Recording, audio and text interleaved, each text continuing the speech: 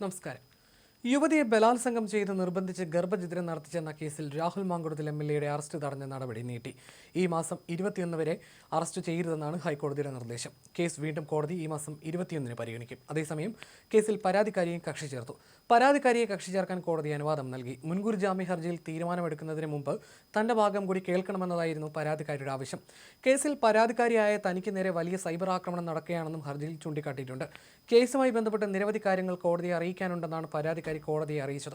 ഹർജി പരിഗണിച്ച് കക്ഷി ചേരാൻ അനുമതി നൽകിയ കോടതി വിശദമായി സത്യവാങ്മൂലം സമർപ്പിക്കാൻ പരാതിക്കാരിക്ക് സമയം അനുവദിച്ചു. പരാതി കൊടുത്തതിന്റെ പേരിൽ പലതരത്തിലുള്ള സൈബർ ആക്രമണമാണ് നേരിടേണ്ടി വരുന്നത്. ചില കാര്യങ്ങൾ കോടതിയെ നേരിട്ട് ബോധ്യപ്പെടുത്താനുണ്ട്. അതുകൊണ്ട് തന്നെ ഈ കേസിൽ കക്ഷി ചേർക്കണം. തന്റെ ഭാഗം കൂടി കേട്ടതിന് ശേഷം മാത്രമേ രാഹുൽ മാങ്കുടത്തിന്റെ മുൻകൂർ ജാമ്യ ഹർജിയിൽ കോടതി തീരുമാനമെടുക്കാവൂ എന്നാണ് പരാതിക്കാരി ചൂണ്ടിക്കാട്ടിയത്. പരസ്പര സമ്മതത്തോടെയുള്ള ലൈംഗിക ബന്ധം മാത്രമാണ് തമ്മിലുണ്ടായതെന്നും നിർബന്ധിച്ച് ഗർഭഛിദ്രം നടത്തിയെന്നത് കെട്ടിച്ചമച്ച കഥയെന്നുമാണ് രാഹുൽ മാങ്കുടത്തിലിന്റെ വാദം. മുൻകൂർ ജാമ്യ ഹർജി പ്രോസിക്യൂഷൻ ശക്തമായി എതിർത്തിരുന്നു. ഗർഭഛിദ്രത്തിനായി രാഹുൽ മാങ്കുടത്തിൽ എത്തിച്ച മരുന്ന് കഴിച്ച് യുവതി അതീവ ഗുരുതരാവസ്ഥയിലായെന്നും രാഹുലിന് ജാമ്യം അനുവദിക്കരുതെന്നുമായിരുന്നു പ്രോസിക്യൂഷന്റെ വാദം. രാഹുൽ മാങ്കുടത്തിൽ എംഎൽഎക്കെതിരെ നടപടി സ്വീകരിക്കണമെന്നാവശ്യപ്പെട്ട് പരാതിക്കാരിയുടെ ഭർത്താവും രംഗത്ത് വന്നിരുന്നു. കഴിഞ്ഞ വെള്ളിയാഴ്ചയാണ് മുഖ്യമന്ത്രിക്കും ഡിജിപിക്കും പരാതി നൽകിയത്. പരാതിയിൽ ഇതുവരെ മറുപടി ലഭിച്ചില്ല. ഇതെന്തുകൊണ്ടാണെന്ന് വ്യക്തമാക്കണമെന്നും അതിജീവിതയുടെ ഭർത്താവ് മാധ്യമങ്ങളോട് പറഞ്ഞിരുന്നു. നിയമസഭയിലെ ഒരു അംഗത്തിനെതിരെയാണ് പരാതി നൽകിയത്. ജയിച്ചു വന്ന ഒരു എംഎൽഎയാണ് ഇത്തരത്തിൽ ഒരു അന്തസ്സില്ലാത്ത പ്രവൃത്തി ചെയ്തത്. അദ്ദേഹം ഇപ്പോഴും പാലക്കാട് വിലസുകയാണ്. ഇതെന്റെ മാത്രം പ്രശ്നമല്ല. പുറത്തിറങ്ങിയാൽ തലയിൽ മുണ്ടിട്ട് നടക്കേണ്ടി വരുമെന്ന് കരുതുന്ന ഒരുപാട് പേരുണ്ട്. അവർക്ക് വേണ്ടി കൂടിയാണ് താൻ ശബ്ദിക്കുന്നതെന്നും യുവാവ് പറഞ്ഞിരുന്നു.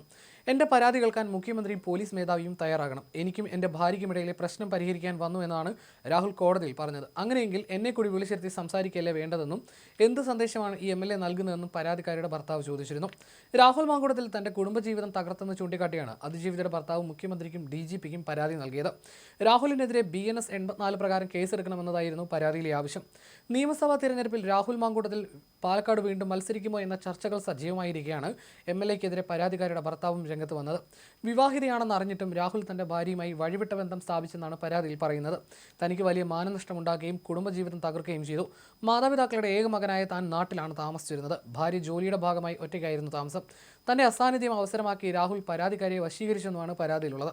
ഭർത്താവുമായിട്ടുള്ള ബന്ധം വഷളായ സമയത്താണ് യുവതിയെ പരിചയപ്പെട്ടതെന്നും പ്രശ്നം പരിഹരിക്കാൻ ഇടപെടുകയാണ് ചെയ്തതെന്നുമായിരുന്നു രാഹുൽ മാങ്കുടത്തിലിന്റെ വാദം.